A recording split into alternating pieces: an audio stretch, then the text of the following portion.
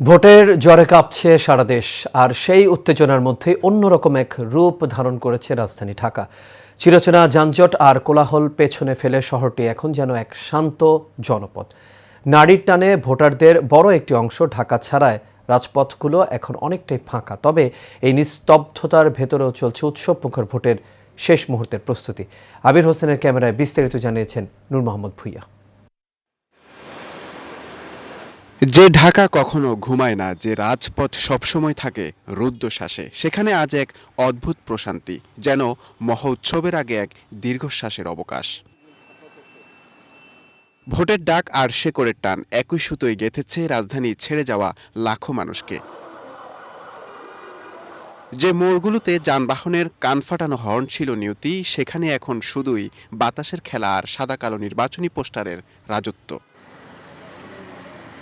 তবে এই নিস্তব্ধতা আসলে এক বড় উৎসবের প্রস্তুতি।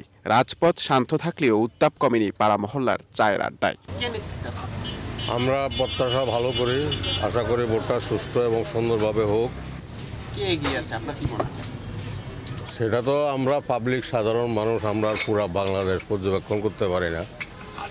এখন এদিকের আবহাওয়া যা বুঝতেছি, ধানের শীষে গিয়ে আছে। আমরা সরকার যেতে ভালো সরকার যেতে যে যদি ভালো ভালো কাজ করে তাকে আমরা ভোট দিব, তাকে পাস করাবো। সুন্দরভাবে দেশ চালাতে পারে ভালো সরকার চাই আমরা, কিন্তু চাঁদাবাজ মনে হচ্ছে না থাকে, আমরা যে কর্ম করে খাইতে পারি, যে বাঁচতে পারি। ব্যস্ততা হারিয়েছে কিন্তু আবেদন হারায়নি এ শহর।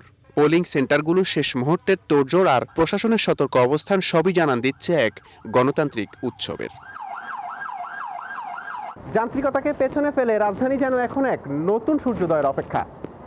কালকের ভোট শুধু আগামী নেতৃত্ব ঠিক করবে না, এই ফাঁকা ঢাকা যেন আরও উৎসবে পরিণত হয় ভোটাধিকার প্রয়োগের মাধ্যমে, সেই অপেক্ষায় এখন সাধারণ মানুষ। নূর মোহাম্মদ ভুইয়া, এশিয়ান টেলিভিশন, ঢাকা।